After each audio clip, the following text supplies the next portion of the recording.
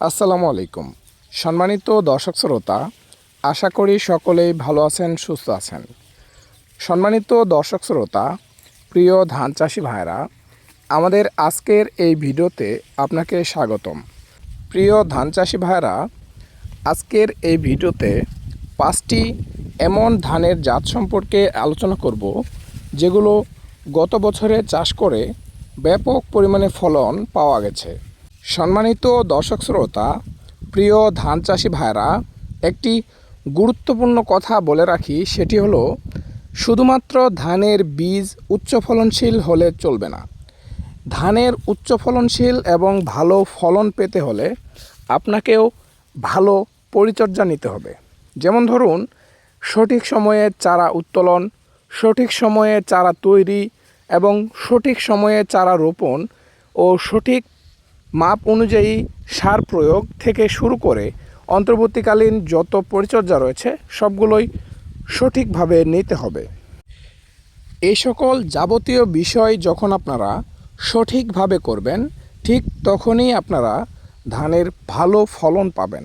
চাষি ভাইরা, এর আগে আপনাদেরকে যে বিষয়গুলো খেয়াল রাখতে হবে, যেমন ধরুন, ধানের ভালো একটি জাত নির্বাচন করতে হবে, চারা তৈরির সঠিক একটি সময় নির্ধারণ করতে হবে এবং মৌসুমের শুরুতেই অর্থাৎ আগাম ফসল চাষ করতে হবে এবং অন্তর্বর্তী যাবতীয় পরিচর্যাগুলো সঠিক সময়ে একেবারে খুব নিখুঁতভাবে নেওয়ার চেষ্টা করতে হবে। এক্ষেত্রেই ভালো ফলন পাওয়া সম্ভব। সম্মানিত দর্শক শ্রোতা, তাহলে চলুন আর কথা না বাড়িয়ে বিস্তারিতভাবে আলোচনা শুরু করা যাক। আলোচনা শুরু করার আগে আপনারা যারা কৃষিকে ভালোবাসেন, কৃষি কাজের সাথে সম্পৃক্ত আছেন, তাদের কাছে একটাই রিকোয়েস্ট থাকবে, আমাদের চ্যানেলটি সাবস্ক্রাইব করে আমাদের পাশে থাকুন। প্রিয় চাষি ভাইরা, চলুন ধানের উচ্চ ফলনশীল 5টি জাত সম্পর্কে এবার জেনে নেওয়া যাক। দর্শক বন্ধুরা, প্রিয় ধান চাষি ভাইরা, প্রথমে যে জাতটির কথা বলবো সেটি হলো বাইস কোম্পানির বাসন্তী। প্রিয় ধান চাষি ভাইরা, এটি একটি সুগন্ধি জাতের ধান এবং এ জাতের ফলন খুবই ভালো হয়।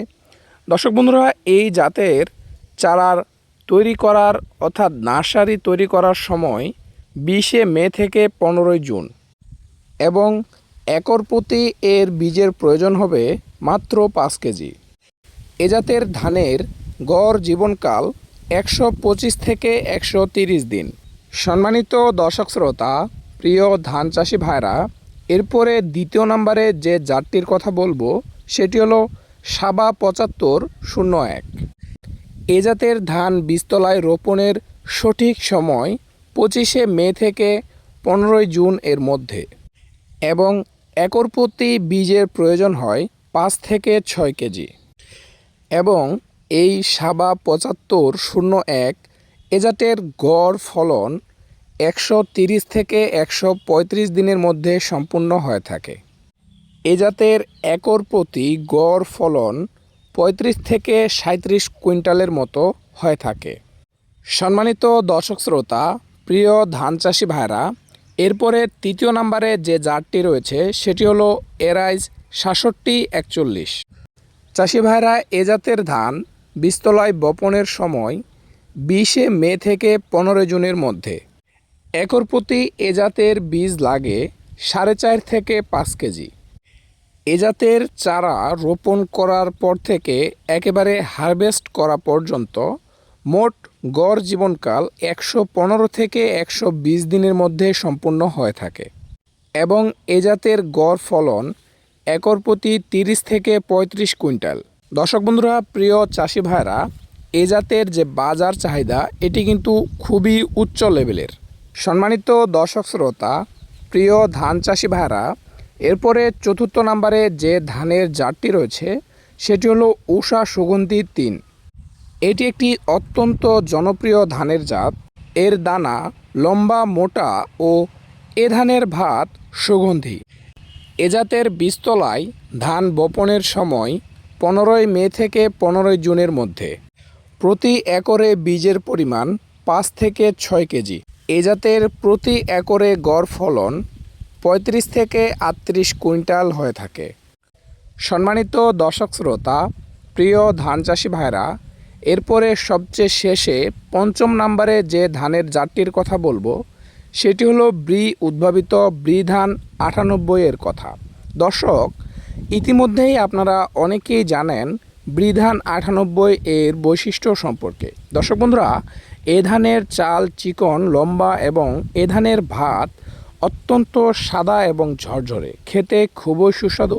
দর্শক, ধান 98 বাংলাদেশে মোটামুটি 3টি কোম্পানি বাজারজাত করে থাকে। এর মধ্যে সুপ্রিম সিড এবং ইস্পাহানি অন্যতম। এ ধানের বিঘা প্রতি ফলন প্রায় 25 থেকে 30 মণ হয়ে থাকে। দর্শক বন্ধুরা, সবচেয়ে মজার বিষয় হলো এই 5টি জাতের মধ্যে সবচেয়ে অল্প জীবনকাল সম্পূর্ণ এই ধান 98। এটির জীবনকাল মাত্র 110 থেকে 115 দিনের মধ্যে সম্পূর্ণ হয়ে থাকে। সম্মানিত দর্শক শ্রোতা, প্রিয় ধান চাষি ভাইরা, আজকের এই ভিডিওতে মোটামুটি উচ্চ ফলনশীল 5টি ধানের জাত সম্পর্কে আপনাদের মাঝে আলোচনা করলাম।